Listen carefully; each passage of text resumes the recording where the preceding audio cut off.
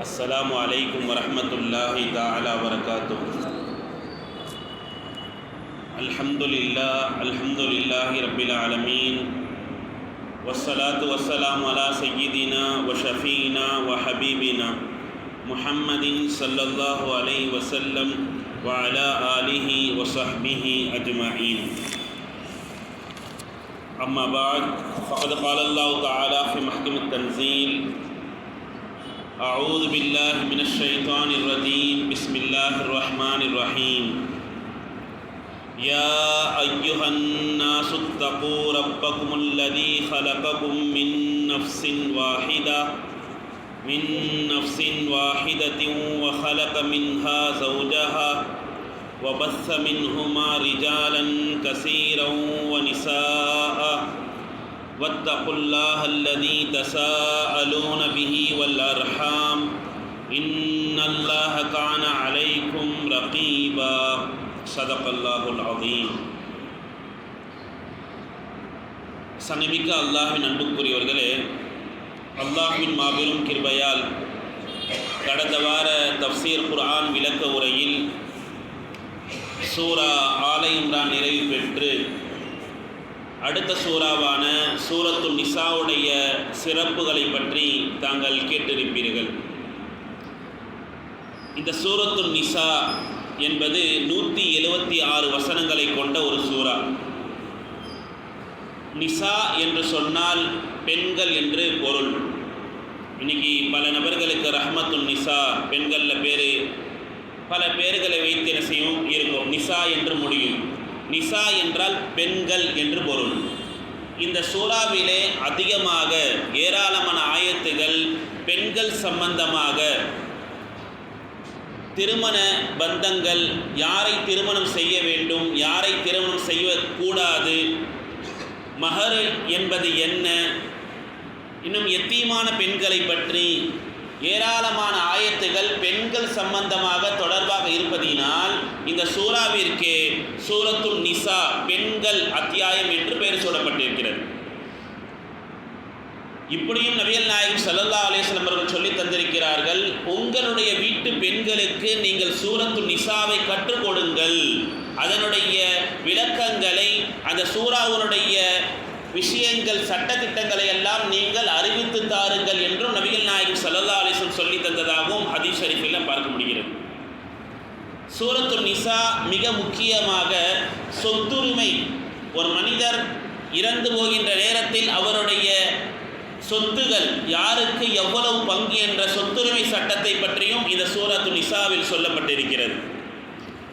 முதல் வசனமாக அல்லாஹ் சுப்ஹானஹு வ தஆலா யா அய்யுஹன் நாஸ், இந்த சூரா மதீனாவில் இறக்கப்பட்ட வசனம். மதீனாவை பற்றிய சொல்லப்படுகின்ற அத்தனை வசனங்களும் எப்படி இருக்கும்னா, யா அய்யுஹல்லதீன ஆமனு, ஈமான் கொண்டவர்களே, அப்படிதான் அல்லாஹ் அழைச்சி சொல்லுவான். இதுவே மக்காவில் இறங்கியதா இருந்துச்சுன்னு சொன்னால் யா அய்யுஹன் நாஸ், மக்களே, ஈமான் கொண்டவர்களே என்று இல்லாமல் மக்களே என்று சொல்லப்படும். ஆனால் இந்த வசனம் எப்படி துவங்குது பாருங்க, யா அய்யுஹன் நாஸ். ஆனால் இது மதீனாவில் இறக்கப்பட்ட வசனம், அத்தியாயமே மதீனாவில் இறக்கப்பட்டது.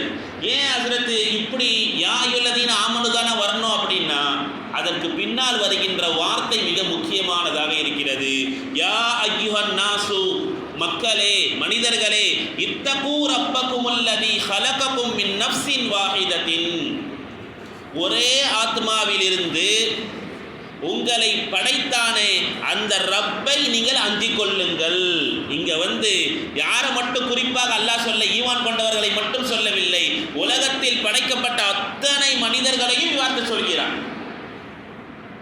ஒரே ஆத்மாவில் இருந்து, அந்த ஆத்மா யார்? ஆதம் அலைஹிஸ்ஸலாம். இங்க முதல் வசனம் இத்தகு, நீங்கள் அஞ்சிக் கொள்ளுங்கள் என்று சொல்கிறார். பார்த்தா இதற்கு முன்னால் இருக்கின்ற சூரா ஆல இம்ரான் 200 வசனங்களை கொண்ட சூரா. அந்த சூறாவை அல்லாஹ் முடிக்கும் பொழுது மேலே பார்த்தா வத்தகுல்லாஹ லஅல்லகும் துஃப்லிஹூன், நீங்கள் அல்லாஹ்வை பயந்து கொள்ளுங்கள், அஞ்சிக் கொள்ளுங்கள், நீங்கள் வெற்றி பெற்று விடுவீர்கள். எங்க அல்லாஹ் முடிச்சானோ அங்கே துவங்கி இருக்கிறான். நீ தக்வாவை கொண்டுதான் அந்த சூரா முடிந்தது, அதே தக்வாவை கொண்டுதான், அதே இறையச்சம் உங்களுக்கு வேண்டும் என்பதை கொண்டுதான் இந்த சூறாவையும் துவங்குகிறான். அது மட்டுமல்ல, இந்த வசனத்திலேயே முடிக்கும் பொழுதும் அல்லாஹ் வத்தகுல்லாஹ் அல்லதி, அங்கேயும் 2வது தடவை தக்வா என்ற வார்த்தையை கொண்டு வரும். தக்வா என்றால் என்ன? அல்லாஹ்வை அஞ்சி நடப்பது. அல்லாஹ் நமக்கு எதையெல்லாம் ஷரியத்தில் ஹலால் என்று சொல்லியிருக்கிறானோ, தொழுகை, நோன்பு, எதையெல்லாம் செய்ய வேண்டுமோ அந்த இத்தாத் என்பது ஒரு மனிதனிடத்தில் இருக்க வேண்டும். அல்லாஹ்வுக்கு நாம் கட்டுப்பட்டு நடக்க வேண்டும். அல்லாஹ் சில விஷயங்களை ஹராம் என்று சொல்லியிருந்தால் அந்த ஹராமை விட்டு விலகி இருக்க வேண்டும். இது இத்தாஅத். இந்த இத்தாஅத் என்பதுதான் தக்வா, இறையச்சம். நாம் எந்த செயலை செய்தாலும் அது அல்லாஹ்வுடைய அச்சத்தை கொண்டுதான் நாம் நகர்த்த வேண்டும். அது தொழுகையாக இருக்கணும், நம்மளுடைய வியாபாரமாக இருக்கட்டும், நம்மளுடைய பிள்ளைகளிடத்தில் பழகுவதாக அவர்களுக்கு செய்ய வேண்டிய கடமைகளாக இருக்கட்டும், மனைவி, மக்கள், தாய், தந்தை, அத்தனை கடமைகளிலும் இறையச்சம் என்பது மட்டும்தான் முன்னிறுத்தப்பட வேண்டும். ஏன் இறையச்சத்தை முற்படுத்த வேண்டும்? அல்லாஹ் அங்கே விளக்கம் கொடுக்கிறான். உங்களை படைத்த இறைவனை நீங்கள் அஞ்சிக் கொள்ளுங்கள். அல்லது எப்படிப்பட்டவன் தெரியுமா? ஹலககும், உங்களுக்கு இங்க ஹயாத்தை கொடுத்து படைச்சதே அந்த ரப்பு தான். அந்த அல்லாஹ் உங்களை படைத்து இந்த உலகத்தில் உலாவரவை செய்ய வேண்டாம் என்று நினைத்திருந்தால் உங்களால் இங்கே நடக்கவும் முடியாது, ஒன்றும் செய்ய முடியாது. ஹல்க்கு கொடுத்தவன் யார்? அல்லாஹ். அந்த ஹாலிக்கை நீ பயந்து நடக்க வேண்டும். நீ ஒரு மஹ்லூக். எப்படி அல்லாஹ் நம்மை படைத்து இங்கே நம்மளுக்கு அமல் செய்வதற்கான பாக்கியத்தை கொடுத்திருக்கிறான், அதை செய்யணும். இன்னைக்கு நம்ம ஒரு ஓனர் கீழே வேலை செய்கிறோன்னு வச்சுக்கிங்க, அவருக்கு மாற்றமான விஷயங்களை செய்தால் அவர் பொறுத்து கொள்வாரா? அவர் தானே உங்களுக்கு சம்பளம் எல்லாமே கொடுக்கிறாரு. இது சாதாரணமாக உலகத்தில் நடக்கின்ற நியதி. இது உலகத்தில் நடக்கிற நிதர்சனமான விஷயங்கள். இதை வைத்து நாம் இறைவனை பார்க்க வேண்டும். அல்லாஹ் உலகத்தார் யாவரையும் படைத்தவன். இப்ராஹிம் அலைஹிஸ்ஸலாம் அழகாக சூரத்துல் ஷுஆராவுடைய அந்த வசனத்திலே சொல்லுவார்கள், ஃபஇன்னஹும் அதுவுல் லீ இல்லா ரப்பல் ஆலமீன். யாரை? தன்னுடைய தந்தையை, தன்னுடைய உற்றார் உறவினர்களை பார்த்து சொல்றாங்க, நீங்க வணங்குற அத்தனை சிலைகளும் எனக்கு விரோதியாக இருக்கிறது. இல்லா ரப்பல் ஆலமீன், யாவரையும் படைத்து ரப்பாக இருக்கின்ற அல்லாஹ்வை தவிர. சொல்லிட்டு அடுத்த வாசகம் சொன்னாங்க, அல்லதீ ஹலகனி ஃபஹுவ யஹ்தீனி. அந்த அல்லாஹ் தான் என்னை படைச்சான். அந்த படைத்தல் என்ற தன்மை நமக்கு எப்பொழுதுமே இருந்து கொண்டே இருக்கணும். இந்த உலகத்திற்கு நாம் வந்திருக்கிறோம் என்று சொன்னால், என் அம்மா, என் அப்பா, அதனால நான் வந்தேன் இல்லை. அல்லாஹ் நாடினால் நான் வந்தேன். இன்னைக்கு எத்தனை குழந்தைகள் தாயினுடைய வயிற்றிலே அப்படியே இறந்து போகிறது. ஏன்? பிறந்த பிறகு 6 மாதம், 1 வருஷம் அல்லாஹ் நம்மை நடக்கும் வாலிபத்தை கொடுத்து, மனைவி மக்களை கொடுத்து, நமக்கு 60-70 வயதை கடந்து செல்கின்ற அளவுக்கு தாக்கத்தை கொடுத்திருக்கிறானா, குதிரத்தை கொடுத்திருக்கிறானா. அந்த அல்லாஹ் படைத்ததற்காக நீ நன்றி செலுத்திக் கொண்டே இருக்கணும். அந்த படைத்தல் என்ற தன்மை ஹாலிக் அல்லாஹ் ஒருவனால் மட்டும்தான் முடியும். நம்மளுடைய கற்பனைகள் நீண்ட தூரமாக இருக்கு. அதனால தான் சஹாபா பெருமக்கள் எல்லாம் அடுத்த வக்துக்கு நான் இருப்பேனா என்பதை யோசிச்சாங்க. ஒரு சலாமுக்கும் மற்ற சலாமுக்கும் மத்தியில் தான் என்னுடைய நிலை என்பதை யோசித்தாங்க. ஏன்? ஹாலிக் அல்லாஹ் எப்பொழுது நமக்கு நினைப்பான், எப்போ நம்மளுடைய நிலை தவணை என்பது முடியும் என்று அவங்களுக்கு அச்சம் இருந்தது. அதைத்தான் இப்ராஹிம் அலைஹிஸ்ஸலாம் அழகாக சொல்லுகிறார்கள், அல்லதி ஹலகனி ஃபஹுவ யஹ்தீனி வல்லதி ஹுவ யுத்இமுனி வ யஸ்கீனி. எவ்வளவு அழகான வாசகம். அவன் தான் எனக்கு உணவு கொடுக்கிறான், அவன் தான் எனக்கு குடிபானத்தையும் கொடுக்கிறான். சாப்பிடுறோமே, அதை சாப்பிடுகின்ற நேரத்தில் அந்த அல்லாஹ் தான் எனக்கு இதை கொடுக்கிறான். என்ன வேண்டும்? ஜமாத்தாளுங்கெல்லாம் கொடுத்தாங்க, அப்படி கிடையாது. அல்லாஹ் கொடுக்க வச்சான். ஒரு பானம் வெளியே குடிக்கிறோம் என்று சொன்னால் அதுவும் அல்லாஹ் தான் குடிக்க வைத்தான். அந்த ஒரு மிடர் உள்ளே இறங்குகிறத சொன்னால் அதுவும் அல்லாஹ் தான். அந்த வாசகத்தை அடுத்து சொல்வாங்க, வைதா மரில்து, நான் நோய்வாய்ப்பட்டால் ஃபஹுவ யஷ்ஃபீனி, அவன் தான் எனக்கு ஷிஃபாவை கொடுக்கிறான். அந்த டாக்டர் கிட்ட போனேன், இந்த டாக்டர் கிட்ட போனேன், அதனால எனக்கு ஷிஃபா வந்துருச்சு. அது ஈமான் இல்லை, அது முக்மீன் இல்லை, அது வெளி தோற்றம். அது அல்லாஹ் நாடுகிறான் உங்களுக்கு ஷிஃபா கொடுக்க வேண்டும் என்று. அல்லாஹ் நாடுகிறான் உங்களை பாவத்தை மாய்க்க வேண்டும் என்று உங்களுக்கு உடல்நிலை குறைவு கொடுக்கிறான். ஜுரம் வந்துருச்சு ஹஜ்ரத், என்னால் ரொம்ப கஷ்டமாக இருக்கு. அல்லாஹ் அந்த கஷ்டத்தை ஏன் கொடுக்கிறான் என்று சொன்னால் உங்களுடைய சிறுபாவங்களை மன்னிப்பதற்காக. இந்த எண்ணம் வேண்டும். அய்யூப் அலைஹிஸ்ஸலாமுக்கு இருந்துச்சு. இப்படி பல வரலாறுகள் சொல்லிக்கொண்டே போகலாம். இங்கே சொல்ல வருவது, அல்லாஹ் உங்களுடைய இறைவனை நீங்கள் அஞ்சிக் கொள்ளுங்கள். காரணம் என்ன தெரியுமா? அல்லதீ ஹலககும் மின் நஃப்ஸின் வாஹிதத்தின், ஒரே ஆத்மாவான ஆதம் அலைஹிஸ்ஸலாமிலிருந்து உங்களை நாம் படைத்தோம். அந்த படைத்தோம் என்ற தன்மை எப்பொழுதுமே சிந்தனையில் இருக்கணும். ஒரு இடத்துல கடன் வாங்கினாலும் சரி, வியாபாரத்தில் விற்றாலும் சரி, வாங்கினாலும் சரி, இது படைத்த ரப்புக்கு பிடிக்குமா? என்னுடைய ரப்பு இதை பொருந்திக் கொள்வானா? படைத்த ரப்பு இந்த சிந்தனை என்பது நமக்கு எப்பொழுதுமே இருந்து கொள்ள வேண்டும். எதைத்தான் மின் நஃப்ஸின் வாஹிதத்தின், ஒரே ஆத்மாவிலிருந்து நாம் படைத்தோம் சொல்லிவிட்டு வஹலக மின்ஹா, அந்த ஆத்மாவிலிருந்து அந்த அல்லாஹ் படைத்தான் ஜௌஜஹா, அந்த ஆத்மாவுடைய துணைவியை மனைவியை அல்லாஹ் படைத்தான். ஆதம் அலைஹிஸ்ஸலாம் அல்லாஹ் படைச்சிட்டான். ஆதம் அலைஹிஸ்ஸலாமுக்கு பல விஷயங்கள் இன்னைக்கு மக்ரிப்ல கூட ஓதப்பட்டது. அந்த இத கால ரப்புக்கல் மலாயிகத்தி அந்த வசனம் ஓதப்பட்டது. ஆதம் அலைஹிஸ்ஸலாம் படைக்கிறதுக்கு முன்னாடி அல்லாஹ் யார் இடத்துல மலக்குமார்களிடத்தில் மஷ்வரா செஞ்சிருக்கிறான். இது மாதிரி என்னுடைய ஹலீஃபா, எனக்கு ஒரு பிரதிநிதி இந்த பூமியில், யா அல்லாஹ் அவங்கெல்லாம் வந்தா இந்த உலகத்தில் ரொம்ப ஃபசாது செய்வாங்க, ரத்தத்தை ஓட்டுவாங்க, அப்படிலாம் யார் சொன்னா? மலக்குமார்கள். நமக்கு எதிராக எப்படியெல்லாம் பேசியிருக்கிறாங்க, நம்ம பாவாக்கு எதிராக என்ன பண்ணியிருக்கிறாங்க, பேசியிருக்கிறாங்க. நாங்கள் அத்தான செஞ்சுக்கிட்டு இருக்கிறோம். இப்போ பல கொலைகள், பல ஃபித்னாக்கள், இதெல்லாம் யார் கண்டுபிடிச்சா? ஃபஸ்ட்டே அது யாருக்கு? மலக்குமார்களுக்கு தெரிஞ்சிருந்து. இருந்தாலும் அல்லாஹ் சுப்ஹானஹு வ தஆலா உங்களுக்கு பல விஷயங்கள் தெரியாமல் இருக்கிறீர்கள், உங்களுக்கு தெரியாத அனைத்து விஷயங்களும் எனக்கு தெரியும் என்ற இந்த மனித சமுதாயத்தை அல்லாஹ் என்ன செய்தான்? படைத்து ஆதம் அலைஹிஸ்ஸலாம் சொர்க்கத்தில் உலாவரச் செய்தான்.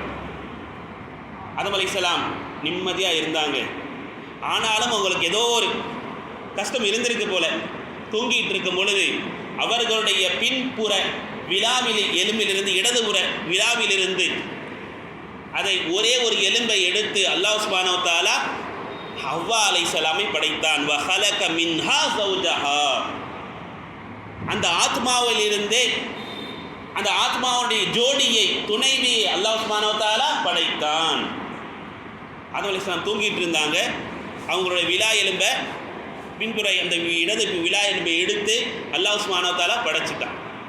படைச்சி பெண் உருவம் என்பது உருவாகிவிட்டது.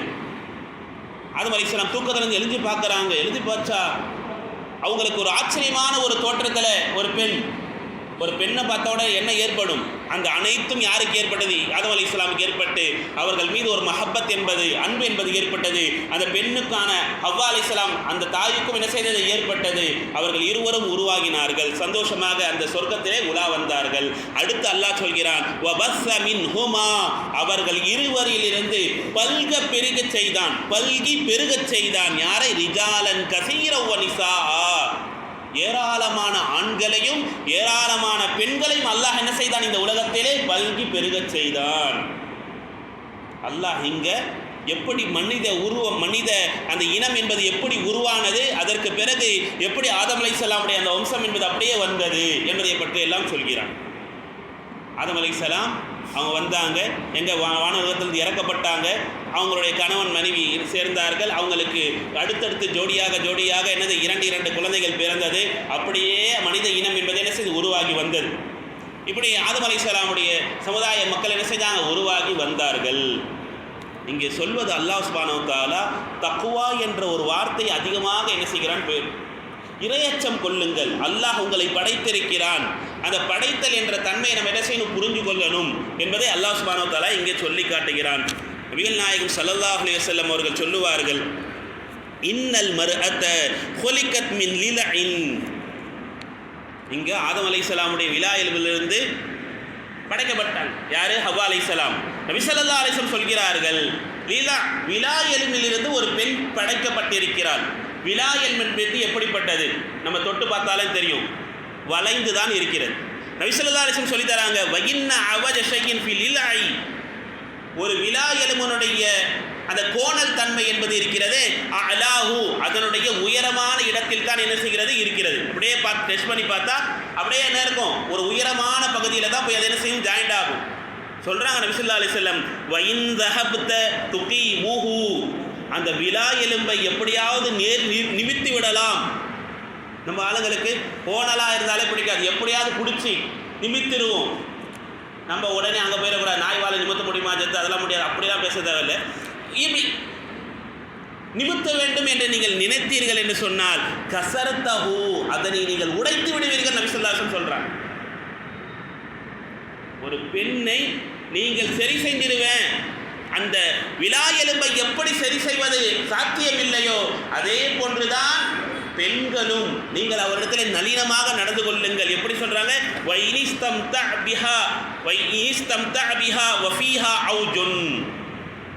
அது கோணலாக இருக்கும் நிலையிலேயே அதோடு நீ சுகமாக சந்தோஷமாக இருந்துவிடு. அதை நீ சீர் செய்ய வேண்டும், அதை நேர் நிமிர்த்த வேண்டும் என்று நினைத்தால் அதை நீ உடைத்து விடுவாய். எனவே நீ நளினமாக நடந்து கொள் என்று நபிகள் நாயகம் ஸல்லல்லாஹு அலைஹி வஸல்லம் சொன்னார். நம் பெண்களிடத்தில் மனைவிமார்களிடத்தில் சில குறைகள் இருக்கத்தான் செய்யும். அதையெல்லாம் நான் சரி பண்ணிட்டு தான் வாழுவேன் என்றால் ஒரு நபரால் வாழ இயலாது. எனவே பெண்களிடத்தில் இருக்கின்ற அந்த குணங்களை எல்லாம் நாம் என்ன செய்யணும்? மறந்து அவர்களை மன்னித்து வாழ்ந்தால்தான், விட்டு கொடுத்து வாழ்ந்தால்தான் வாழ்க்கை. இப்னு அப்பாஸ் ரலியல்லாஹு அன்ஹு சொல்லுவாங்க, ஹுலிகத்தில் மர்அத்து மினர் ரஜுலி, ஒரு பெண் என்பவள் ஆணிலிருந்து படைக்கப்பட்டிருக்கிறாள்.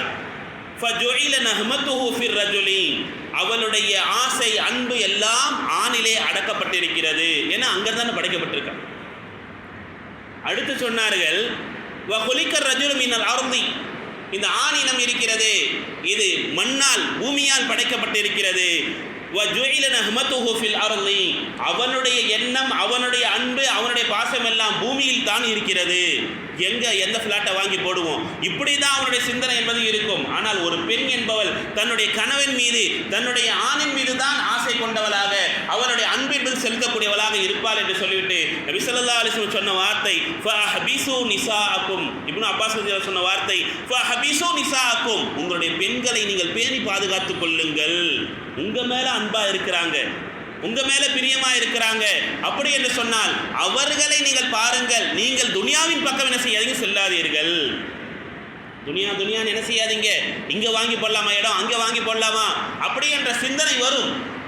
உங்களுடைய மனைவி மக்களுக்கு நீங்கள் என்ன செய்யுங்க, முன்னுரிமை கொடுங்கள் என்று நபி ஸல்லல்லாஹு அலைஹி வஸல்லம் சொன்னார்.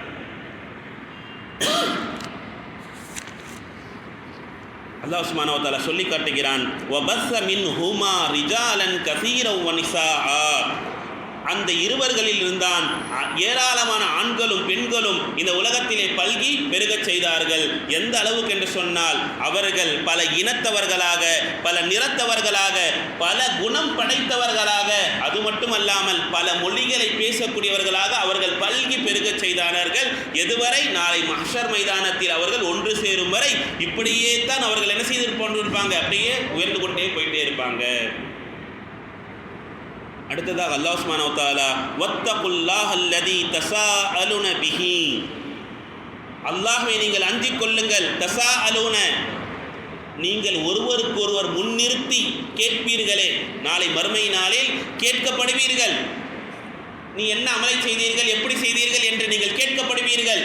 அந்த கேட்கப்படக்கூடிய நாளை நீங்கள் அஞ்சிக் கொள்ளுங்கள் என்று சொல்லிவிட்டு அல்லாஹ் சொல்லுகின்ற வார்த்தை வல் அர்ஹாம, உறவுகளையும் நீங்கள் என்ன செய்து கொள்ளுங்கள், பயந்து கொள்ளுங்கள்.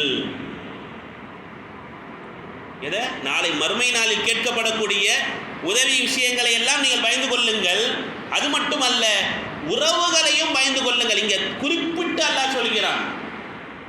உறவு என்பது மிக முக்கியமானது. நம்மளுடைய குடும்பத்தாரோடு, நம்மளுடைய சகோதர சகோதரியோடு, தாய் தந்தர்களோடு நம்முடைய உறவுகளை பேணிக் கொள்ள வேண்டும். முதல் வசனமாக அல்லாஹ் சுப்ஹானஹு வ தஆலா சொல்லுகிறார், உறவுகளை பேணி வாழ வேண்டும். அல்லாஹ் சுப்ஹானஹு வ தஆலா ஆதம் அலைஹிஸ்ஸலாம் ஹல்க எல்லாமே படைச்சிட்டான். படைச்ச அந்த நேரத்தில் இந்த உறவுக்கு அல்லாஹ் என்ன செய்தார், ஒரு வடிவத்தை கொடுத்தானாம். அது அரிசிக்கு கீழே தொங்கி கொண்டிருந்ததாம். அல்லாஹ்விடத்தில் முறையிட்டதாம். ஹதீஸ் ஷரீஃபில் வருகிறது, ஹாதா மகாமுல் ஆஈதி பிக மினல் ஹதீஆ, யா அல்லாஹ், நான் உறவு பேசுகிறேன், நான் உறவு பேசுகிறேன், ரஹீம் உறவு பேசுகிறேன், என்னை துண்டித்து வாழக்கூடியவனுக்கு விட்டும் நான் பாதுகாவல் தேடுகிறேன் உன்னிடத்தில். என்னை யாராவது துண்டித்து வாழ்ந்தாங்கன்னா அப்படிப்பட்ட நபர்களை விட்டு நான் பாதுகாப்பு தேடுகிறேன். அல்லாஹ் சத்தம் கொடுத்தானாம், அம்மா தர்லீன அன் அசில மன் வஸலக வ அக்தஉ மன் கதஅக, நீ பொருந்தி கொள்ள மாட்டாயா? எதை? உன்னை யார் துண்டித்து வாழ்வாரோ அவரை நான் துண்டித்து வாழ்வேன், உன்னை யார் சேர்ந்து வாழ்வாரோ அவரை நான் சேர்ந்து வாழ்வேன். அப்படின்னா யார் மற்றவர்களோடு சேர்ந்து வாழ்கிறாரோ அல்லாஹ்வும் அவர்களோடு சேர்ந்து இருப்பான். நீ உறவுகளை துண்டித்து வாழ்ந்தால், தாய் தந்தர்களை விட்டு வாழ்றது, சகோதர சகோதரிகள் விட்டு வாழ்றது, தன்னுடைய உற்றார் உறவினர்களை கவனிக்காமல் வாழ்வது, இப்படி வாழக்கூடியவர்களை விட்டும் அந்த உறவு என்பது நீங்கினால் அங்கு அல்லாஹும் நீங்கி விடுவான். அதை நீ பொருந்தி கொள்ள மாட்டாயா என்று அல்லாஹ் சுப்ஹானஹு வ தஆலா அந்த உறவிடத்திலே கேட்டதாக ஹதீஸ் ஷரீஃபிலே அபூ ஹுரைரா ரலியல்லாஹு அன்ஹு சொல்லி தராங்க. நபி ஸல்லல்லாஹு அலைஹி வஸல்லம் சொன்னாங்க, இப்படி உறவை பேணி வாழ வேண்டும். மைமூனா ரலியல்லாஹு தஆலா அன்ஹா ஒரு அடிமையை உரிமை விடுறாங்க. அவங்கள்ட்ட செல்வம் கொஞ்சம் இருந்துச்சு. ஒரு பெண் அடிமையில் என்ன செய்ய இருக்கிறாங்க அப்படின்னு தெரிஞ்ச உடனே அவங்களுக்கு அந்த எஜமான இடத்துல காசை கொடுத்து அந்த பெண்ணியை சுதந்திரமாக நீங்கள் என்ன செஞ்சுருங்க, விட்டுருங்க, அதற்கான கிரயத்தை நான் கொடுத்துட்டாங்க. வந்து நபிகள் நாயகம் ஸல்லல்லாஹு அலைஹி வஸல்லம் இடத்துல அந்த விஷயத்தை சொல்கிறாங்க. யா ரசூலல்லாஹ், என்னால் முடிஞ்ச ஒரு பெண்ணுக்கு அடிமையாக இருந்தாங்க, நான் என்ன செஞ்சேன், அவங்கள உரிமை விட்டேன். அப்போ நபி ஸல்லல்லாஹு அலைஹி வஸல்லம் சொன்ன வார்த்தை ஹதீஸ் ஷரீஃபில் பதிவு செய்யப்பட்டிருக்கிறது. லவ் ஆதைதிஹா அஹ்வாக கான அஸமுலி அஜ்ரிக, நீ உரிமை விட்டாயே உன்னுடைய மாமன்மார்கள்ல, உன்னுடைய தாயனுடைய சகோதரர்கள்ல பல பேர் அடிமையாக இருக்கிறாங்க, அவர்களை நீ உரிமை விட்டிருந்தால் அல்லாஹ் உனக்கு பெரும் நன்மையை கொடுத்திருப்பானே. நீங்கள் செஞ்சது பெரிய நன்மை தான். உரிமை விடுதல், அன்னைக்கு அடிமையை விடுறது பெரிய ஒரு நன்மை. தஹரீரு ரகபத்தின் குர்ஆன் சொல்லி தருகிறது. எல்லா நன்மைகளோடு சிறந்த ஒரு நன்மை எது?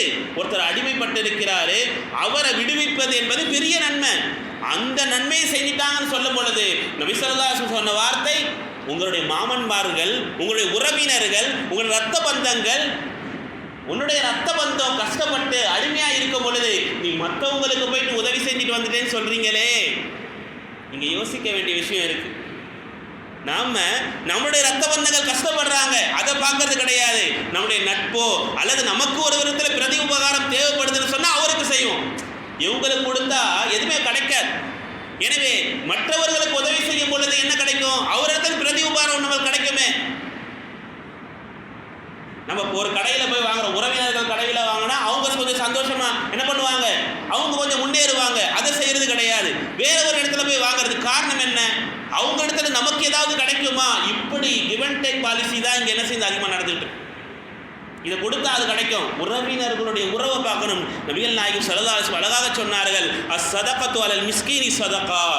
ஒரு ஏழை எளியவருக்கு நீங்கள் தர்மம் செய்கிறீங்கன்னா அது சதகா, தர்மத்துடைய நன்மை கிடைக்கும். ஒரே நன்மை தான். ஆனால் வஹிய அலா திர் ரஹீமி, ஒருவர் உறவினருக்கு சதகா கொடுத்தால் சிந்தானி, 2 நன்மைகள் கிடைக்கும் நபி ஸல்லல்லாஹு அலைஹி வஸல்லம் சொன்னாங்க. ஒரு ஏழைக்கு கொடுக்குறீங்க, வெளியில் போயிட்டு இருக்கிறார், அவருக்கு கொடுக்கினா ஒரு நன்மை, ஒரு சதகாவுடைய தர்மம். ஆனால் உங்களுடைய உறவினர்கள் ரொம்ப கஷ்டப்படுறாங்க, ரொம்ப நலிந்து போயிருக்கிறாங்க, கணவனை இழந்திருக்கிறாங்க, இப்படிப்பட்டவர்களுக்கு உங்களுடைய தர்மம் போய் சேர்ந்தால் அங்கு 2 நன்மை, ஒன்று சதகத்துன், இன்னொன்று வசீலத்துன். நீங்கள் கொடுத்த தர்மத்திற்கான நன்மையும் கிடைக்கிறது, உறவை பேணியதற்கான நன்மையும் கிடைக்கிறது. உறவை பேணுதல் மிக முக்கியமானது. விஸ்லாசம் இப்படியே தெளிவாக சொன்னார்கள், லா யதுகுலுல் ஜன்னத காத்திஉன், சொர்க்கத்திலே உறவை துண்டித்து வாழ்பவன் சொர்க்கத்திலே நுழைய மாட்டான். சின்ன சின்ன விஷயங்களுக்கு உறவை விட்டுறோம், காசு பண்ண விஷயத்திற்காக. இல்லை ஒரு திருமணத்தில் இன்விடேஷனில் பேர் போடாதனால இன்னைக்கு வரைக்கும் பேசாமல் இருக்கிறாங்க. हमारा नाम दादा नहीं पा उन्हें पहले में இன்னைக்கு என் பேர் போடல, அவங்க பேர் மட்டும் போட்டுக்கிட்டார், அவங்க பேத்தி பேரை மட்டும் போட்டார். ஒரு இன்விடேஷனுக்காக பல ஆண்டுகளாக குடும்பமே அப்படியே பிரிஞ்சு போன குடும்பம் இருக்கிறது. குடும்பம் அல்லாஹ் சுப்ஹானஹு வ தஆலா இப்படியும் ஹதீஸ் ஷரீஃபில் இருக்கிறது, லா தன்ஸில் ரஹ்மத்து அலா கௌமின் ஃபீஹி காத்திஉ ரஹீம். எந்த சமுதாயத்திலே, எந்த கூட்டத்திலே உறவை துண்டிப்பவன் இருக்கிறானோ அங்கே அல்லாஹ்வுடைய ரஹ்மத் வராது. உறவை துண்டிச்சு ஒரு சமூகம் இருக்கிறாங்க, ஒரு கூட்டம் இருக்குது அப்படின்னு சொன்னா அந்த கூட்டத்திலே அல்லாஹ்வுடைய ரஹ்மத் என்பது என்ன செய்யாது, வராது. இங்கே அல்லாஹ் சுப்ஹானஹு வ தஆலா சொல்லக்கூடிய வார்த்தை அதுதான், வத்தகுல்லாஹ் அல்லதி தஸாஅலுன பிஹி. எந்த அல்லாஹ்வை முன்னிறுத்தி நீங்கள் கேட்பீர்களோ அவர்களையும் அஞ்சிக் கொள்ளுங்கள். வல் அர்ஹாம, உறவினர்களையும் நீங்கள் அஞ்சிக் கொள்ளுங்கள் என்று சொல்லலாம். அல்லது உறவினர்களை வைத்து நீங்கள் முன்னிறுத்தி கேட்பீர்களே, அன்றைய அரபியர்கள் அப்படிதான் இருந்தாங்களாம். அல்லாஹ்வுக்காக கொடுப்பா அப்படின்னா கொடுத்துருவாங்க. அதே போல சில நேரங்களில் நீ இன்னாருடைய மகன் தானே, நீ இன்னாருடைய நபர் தானே, அவருக்காக கொடுப்பா அப்படின்னு சொன்னாலும் கொடுத்து விடுவார்கள். எப்படி ஆயத்து? அல்லாஹ்வுக்காக கொடுப்பா. ஹதீஸ் நபி ஸல்லல்லாஹு அலைஹி வஸல்லம் சொல்லி தந்திருக்கிறாங்க. யாராவது ஒரு மன் சஅலக்கும் பில்லாஹ், அல்லாஹ் வைத்து உங்களிடத்தில் யாராவது கேட்டால் அல்லாஹ்வுக்காக கொடுங்க பாய் அப்படி என்று சொன்னால் ஃபஅதூஹு, அவருக்கு நீங்கள் கொடுத்து விடுங்கள். அல்லாஹ்வுக்காக கொடுக்கிறீங்க. இதே வசனத்தை இப்படியும் சொல்கிறார்கள். அல்லாஹ்வுக்காக ஒருவர் முன்னிறுத்தி கேட்கிறார், கொடுங்கள். உங்களுடைய உறவை முன்னிறுத்தி ஒருவர் கேட்கிறார் என்று சொன்னால் அதற்காகவும் கொடுங்கள். ஜாஃபர் ரலியல்லாஹு தஆலாவுடைய மகன் அப்துல்லா ரலியல்லாஹு தஆலா. ஜாஃபர் ரலியல்லாஹு யாரு? அலி ரலியல்லாஹுடைய சகோதரர் ஜாஃபர் இப்னு அபி தாலிப், அலி இப்னு அபி தாலிப். அவங்க இடத்துல போவாங்களாம், போயிட்டு கேட்பாங்களாம், ஏதாவது தான் கொடுங்க. உங்களுடைய சகோதரர் ஜாஃபரை முன்னிறுத்தி கேட்கிறேன், ஏதாவது கொடுங்க. ஒன்றும் பேச முடியாது, கொடுத்துருவாங்க. ஏன்? அந்த சகோதரனுடைய முகம் முன்னாடி வந்து நிற்குது. மகனுடைய அந்த ஆசாபாசங்களை விட தன்னோடு பிறந்த, ஒரே வயிற்றில் பிறந்த அந்த சகோதரத்துவம் என்பது காட்டுது. இந்த சகோதரத்துவம், நம்முடைய சகோதரிகள், நம்முடைய சகோதரர்கள் கஷ்டப்படும் பொழுது கை கொடுக்கணும். இன்னைக்கு சேகரிச்சு எனக்கு இல்லாமல் போயிடும், என் குடும்பத்துக்கு இல்லாமல் போயிடும், இதே பாட்டு தான் எல்லா இடத்துலையும். நம்முடைய சகோதரிகள் கஷ்டப்படுறாங்க அப்படின்னா அவங்களுக்கு நீங்க இங்க கை கொடுத்து உதவினா இன்ஷா அல்லாஹ் இந்த உலகத்திலும் சிஹத்தாக ஆஃபியத்தாக இங்கேயும் வைப்பான், மறுமையிலும் வைப்பான். நபிகள் நாயகம் ஸல்லல்லாஹு அலைஹி வஸல்லம் சொல்லி தருகிறார்கள், உங்களுக்கு நீண்ட ஆயுள் வேண்டுமா? உங்களுக்கு நீண்ட ஆயுள் வேண்டுமா? நீங்கள் உங்களுடைய உறவுகளை பேணி நடந்து கொள்ளுங்கள். ஹதீஸ் ஷரீஃபில் இருக்கிறது, உங்களுக்கு சிறந்த செல்வம், நோயுற்ற வாழ்க்கை, குறையுற்ற செல்வம் என்பது வேண்டுமா? நீங்கள் உறவினர்களை பேணி வாழுங்கள். நபி ஸல்லல்லாஹு அலைஹி வஸல்லம் சொல்றாங்க, அல் உம்ரு வல் மால், இரண்டுமே அதிகப்படுத்தக்கூடியது எது தெரியுமா? உங்களுடைய உறவினர்களை நீங்கள் பேணி வாழ்வதுதான். விசுல்லாசன் சொல்லி தரக்கூடிய வார்த்தை, யா அய்யுஹன் நாஸ், மக்களே, அஃஷு ஸலாம, ஸலாமை பரப்புங்கள், வஅத்இமு தஆம, இல்லாதவர்களுக்கு உணவை கொடுங்கள், வஸிலுல் அர்ஹாம, வஸிலுல் அர்ஹாம், உறவினர்களை நீங்கள் பேணி நடங்கள், வஸல்லு பில்லைலி வன்னாசு நியாம், மக்கள் எல்லாம் தூங்கிக் கொண்டிருக்கும் நேரத்தில் நீங்கள் அல்லாஹ்வை துதித்து தொழுகுங்கள் என்று சொல்லிவிட்டு இந்த 4 செயலை செய்தால் ததுகுலுல் ஜன்னத பிஸலாம், சொர்க்கத்திலே எந்த ஒரு கவலையும் இல்லாமல் நிம்மதியாக நீங்கள் நுழைந்து விடுவீர்கள். 4 விஷயம். சலாம பரப்புங்க, 2வது ஏழை மக்களுக்கு உணவு தந்து வாருங்க, 4வது உறவினர்களை பேணி வாருங்க, மக்கள் எல்லாம் தூங்கி கொண்டிருக்கும் நேரத்தில் நீங்கள் அல்லாஹ்வுக்காக தொழுங்க. இதை செய்தால் கவலையே கிடையாது, நேரடியான சொர்க்கம் என்பது நிச்சயம். யார்? நபிகள் நாயகம் ஸல்லல்லாஹு அலைஹி வஸல்லம். உறவினர்களை பேணணும், உங்களுடைய உறவினர்களுடைய சிரமங்களை பார்க்கணும். அவங்களுக்கு உறவு இல்லைன்னு சொன்னால் நம்மளால் முடிஞ்சதை செய்யணும். எப்படியாவது நம்ம உறவினர்களில் யாராவது ஏதாவது சொல்லுவாங்க, நம்மளுடைய மனைவி துணைவி ஏதாவது சொல்லுவாங்க, அப்படி அல்ல. நம்ம இடத்துல இருக்கின்ற செல்வத்தில் கொஞ்சமாவது அவங்களுக்கு என்ன செய்யணும்? உதவிகளை செய்யும் பொழுது அது அல்லாஹ்வுடைய கிருபை, பெரிய ரஹ்மத் நமக்கு கிடைக்கும்.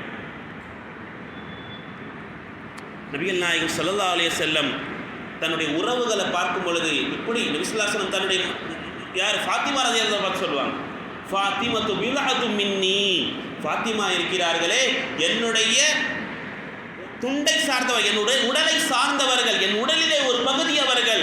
அவர்களை யார் கோபித்துக் கொள்கிறாரோ என்னை கோபித்ததை போன்று, அவர்களை யார் சந்தோஷப்படுத்துகிறாரோ என்னை சந்தோஷப்படுத்தியது போல். ஏன் சொல்றாங்க? தன்னுடைய உறவை பேணி இருக்காங்க நபிகள் நாயகம் ஸல்லல்லாஹு அலைஹி வஸல்லம். எந்த இடத்துக்கு போன உறவை பேணுவாங்க. நாம் உறவுகள், தன்னுடைய சகோதர சகோதரிகள், தன்னுடைய தாய்மார்கள், தன்னுடைய தந்தை, இது எல்லாத்தையும் உறவுகளை பேணி நடக்கணும். எந்த அளவுக்குன்னு சொன்னால் நபி ஸல்லல்லாஹு அலைஹி வஸல்லம் தனக்கு பால் கொடுத்த தாய்மார்களை கூட நபி ஸல்லல்லாஹு அலைஹி வஸல்லம் என்ன செய்து கிடையாது. 60 வயசு 55 வயசு நபி ஸல்லல்லாஹு அலைஹி வஸல்லம் நேரத்தில் அப்போ கூட தனக்கு பால் கொடுத்த தாய் வரும் பொழுது எந்திரிச்சு வந்து நபி ஸல்லல்லாஹு அலைஹி வஸல்லம் என்ன பண்ணாங்க? விரிச்சு தன்னுடைய போர்வையை தன் மேலங்கியை விரிச்சு நீங்கள் உட்காருங்க தாயின்னு சொன்னாங்க. இந்த தாய் பாசம் என்பது நமக்கு வேண்டும். நம்மளுடைய தந்தையை பார்க்கணும், நம்முடைய சகோதர சகோதரி, நம்மளுடைய எந்த அளவுக்கு பெரியார்கள் இருந்தார்கள்னா தன்னுடைய தந்தையோட நண்பர்களை கூட பேணாங்க. தன் தந்தை இல்லை, அவங்க இறந்துட்டாங்க, அவர் யாரெல்லாம் விரும்புவாரோ அவங்களெல்லாம் போயிட்டு சந்திப்பாங்க, அவங்களுக்கான அதையாவை கொடுப்பாங்க. இதுதான் நபி ஸல்லல்லாஹு அலைஹி வஸல்லம் கதீஜா ரலியல்லாஹு அன்ஹா இறந்த பிறகும் அவங்க வீட்டில் ஒரு ஆடு அறுக்கப்பட்டார். இதோ கதீஜாவுடைய சகோதரி, அங்கே கதீஜாவுடைய உறவினர்கள் அங்கே இருக்கிறாங்க, அப்படியே நபி ஸல்லல்லாஹு அலைஹி வஸல்லம் கொடுத்து அனுப்புவாங்க. ஆயிஷா அம்மா சொல்கிறாங்க, எங்கள் வீட்டில் முதல் பங்கு எங்கே போகும்? கதீஜா அதனுடைய உறவினர்களுக்கு போகும். எப்படி பண்ணியிருக்காங்க நபி ஸல்லல்லாஹு அலைஹி வஸல்லம்? உறவுகளை பேண வேண்டும். இதுதான் அல்லாஹ்வுடைய பொருத்தத்தை பெற்றுக் கொடுப்பது. இந்த வசனம் இப்படி முடிகிறது, இன்னல்லாஹ கான அலைக்கும் ரகீபா. நிச்சயமாக அல்லாஹ் சுப்ஹானஹு வ தஆலா உங்கள் மீது எல்லா நேரத்திலும் கண்காணிக்கக்கூடியவனாக ரகீபாக இருக்கிறான். அல்லாஹ் நம்ம எல்லா நேரத்திலும் என்ன செய்து கொண்டிருக்கிறான்? கண்காணிக்கிறான். முதல் வசனம் ஆரம்பம் போது எப்படி இருக்கிறது? பயந்து கொள்ளுங்கள். இரண்டாவது அதிலேயே அஞ்சு கொள்ளுங்கள். மூன்றாவதாக அல்லாஹ் வசனத்தை முடிக்கும் போது எப்படி சொல்கிறான்? உங்களை கண்காணித்து கொண்டே இருக்கிறான். அழகான வரலாறு சொல்லுவாங்க. ஒரு ஆசிரியர் தன்னுடைய மாணவர்களில் ஒரே ஒரு மாணவர் இடத்துல ரொம்ப அன்பாக இருந்தாங்க, ரொம்ப அன்பா, அவரிடத்தில் மட்டும் சிரித்து சந்தோஷமா எல்லாம் பேசுவாங்க. இது மற்ற மாணவர்களுக்கெல்லாம் ஒரு எரிச்சலை கொடுத்துச்சு, ஒரு பாராபட்சம் பார்க்குற மாதிரி தெரிஞ்சிச்சு. கேட்டாங்க, ஒருத்தர் எந்திரிச்சு, என்ன ஆசிரியர் அவர்களே, அவரை மட்டும் ரொம்ப ஸ்பெஷலாக கவனிக்கிறீங்க, அவரை மட்டும் உங்களுடைய ஃபேவரட்டாக வச்சுருக்கிறீங்க. ஆசிரியர் சரி சொல்கிறேன்ப்பா ஒரு நாள் அப்படின்னாங்க. அப்போது 3-4 நாள் கழித்து ஒருவர் கூட நிறைய ஆப்பிளை கொண்டு வந்தார். எல்லா பிள்ளைங்களுக்கும் கொடுங்க அப்படின்னு சொன்ன உடனே ஆசிரியர் எடுத்து எல்லா பிள்ளைங்களும் எடுத்து கொடுத்துட்டு, இது எல்லாம் யாருமே பார்க்காத ஒரு இடத்துல போயிட்டு நீங்களாம் என்ன பண்ண கட் பண்ணி கொண்டு வாங்க, இல்லை சாப்பிட்டுட்டு வாங்க அப்படின்னு சொல்லிட்டார். ஒவ்வொருத்தரும் அப்படியே பறந்து போயிட்டு ஒவ்வொருத்தரும் சாப்பிட்டு முடிச்சுட்டு எல்லாரும் ஏன் விட்டு வெளியே வர எல்லாரும் வந்துட்டாங்க. அந்த ஒரு மாணவர் மட்டும் வரவே இல்லை. அந்த ஒரு மாணவர் மட்டும், இது கிதாபுகளில் சொல்கிறது, ஆலிம்கள் சொல்லக்கூடிய ஒரு வரலாறு, படிப்பினைக்காக வேண்டி அந்த ஒரு மாணவர் வரவே இல்லை. அந்த பிரியமான மாணவர். எல்லா மாணவர்களும் பார்த்தீங்களா அஜத்து, நீங்கள் சொல்கிறத கூட செய்யலை பாருங்க, சாப்பிட்டுட்டு வர சொன்னீங்க, அவர் என்ன பண்ணல, வரவே இல்லை பாருங்க. போப்பா எங்கே இருக்கிறா போய் பார்த்துட்டு வாப்பா. போய் பார்த்தா எங்கேயோ ஒருத்தர் மறைஞ்சி இருக்கிறார். அவரை கூப்பிட்டு வந்தாங்க, பார்த்தா ஆப்பிள் அப்படியே தான் இருக்குது கையில். எல்லாரும் சாப்பிட்டு முடிச்சாச்சு, இவர் மட்டும் என்ன செய்யலை, சாப்பிடவே இல்லை. எல்லா மாணவர்களும் சிரித்தாங்க அவரை பார்த்து. அஜத் சொல்கிறது கூட செய்யலையே, இவரை போய் பிடித்த மாணவராக வச்சுருக்கிறாங்களே. அந்த மாணவர் வந்தாங்க, என்னப்பா எல்லாரும் சாப்பிட்டு முடிச்சாச்சு, நீ மட்டும் ஏன்ப்பா சாப்பிடலை? அப்பொழுது அந்த மாணவர் சொன்னார், அஜத் நீங்கள் என்ன சொன்னீங்க? யாருமே பார்க்காத இடத்துல போயிட்டு மறைஞ்சி சாப்பிட்டுட்டு வர சொன்னீங்க. நான் எங்கே போனாலும் என்னை ஒரு பார்வை துரத்தி கொண்டே இருக்கிறது. இன்னல்லாஹ கான அலைக்கும் ரகீபா. உங்கள் மீது அல்லாஹ் சுப்ஹானஹு வ தஆலா கண்காணித்து கொண்டே இருக்கிறான். அந்த சிறுவருடைய மனசுல ஆழமா பதிஞ்சிருச்சு, என்னை பார்த்து கொண்ட இறைவன் பார்த்து கொண்டே தான் இருக்கிறான், எங்க போனாலும் பார்த்து கொண்டே தான் இருக்கிறான். என்ன ஒரு கண்கள், என்ன கண்கள்பா, அல்லாஹ். அந்த சிறுவருடைய மனசுல இருந்துச்சு, நாம் பாவம் செய்யக்கூடிய நேரத்திலும் அல்லாஹ் நம்மை பார்த்து கொண்டு தான் இருக்கிறான். நாம் ஒரு நன்மை செய்தாலும் சரி, பிறருக்கு உதவினாலும் சரி, அல்லாஹ் நம்மை பார்த்து கொண்டே தான் இருப்பான். நபிகள் நாயகம் ஸல்லல்லாஹு அலைஹி வஸல்லம் இதைத்தான் ஜிப்ரீல் அலைஹிஸ்ஸலாமுக்கு சொல்லி காமிச்சாங்க. அஹ்பிர்னி அனில் இஹ்சான். யார்? ஜிப்ரீல் அலைஹிஸ்ஸலாம் மனித தோற்றத்தில் வந்து பல கேள்விகளை கேட்டாங்க. அந்த ஹதீஸில் இப்படி கேட்பார்கள், இஹ்சான் நல்லுபகாரம் என்றால், ஒரு மனிதனுடைய இறையச்சம் என்றால் என்ன என்று சொல்லுங்கள் யா ரசூலல்லாஹ்னு சொல்லும் பொழுது அப்பொழுது சொன்னார்கள், உஅ்புதுல்லாஹ கஅன்னக தராஹு. அல்லாஹ்வை நீ வணங்கு அவனை பார்ப்பதை போன்று. அல்லாஹ்வை பார்க்க முடியுமா? அல்லாஹ்வை பார்ப்பதை போன்று நீ வணங்கு. அல்லாஹ்வை பார்க்க முடியுமா? முடியாதா? அப்படி இல்லை என்று சொல்ல, ஃபஇல்லம் தகுன் தராஹு, அவனை நீ பார்க்கவில்லை என்று சொன்னால், ஃபஇன்னஹு யராக, அல்லாஹ் உன்னை பார்க்கிறான் என்ற எண்ணத்தையாவது கொண்டு வா. அல்லாஹ் உன்னை பார்க்கிறான் என்ற எண்ணத்தையாவது கொண்டு வா. அல்லாஹ்வை நாம பார்க்கணும். அல்லாஹ் நம் அனைவருக்கும் அந்த லிகாவுல்லாவை நமக்கு நசீபாக்குவானாக. அல்லாஹ்வை சந்திக்கின்ற, அல்லாஹ்வை நேரடியாக பார்த்து பேசுகின்ற அந்த மறுமையினுடைய அந்த பாக்கியத்தை அல்லாஹ் நம் அனைவருக்கும் நசீபாக்கி தருவானாக. எல்லாம் அல்லாஹ் நம் அனைவருக்கும் இந்த சூரத்து நிசாவுடைய ஒவ்வொரு வசனங்களையும் கேட்டு அதன்படி அமல் செய்கின்ற தௌஃபீக்கை அல்லாஹ் நம் அனைவருக்கும் தந்தருள்வானாக. வாஹிர் தஅவானா அல்ஹம்துலில்லாஹி ரப்பில் ஆலமீன். அல்ஹம்துலில்லாஹி ரப்பில் ஆலமீன். அல்லாஹும்ம ஸல்லி அலா சய்யிதினா முஹம்மதின் வ அலா ஆலி சய்யிதினா முஹம்மதின் வ பாரிக் வ ஸல்லிம் அலைஹி. ரப்பனா ஸலம்னா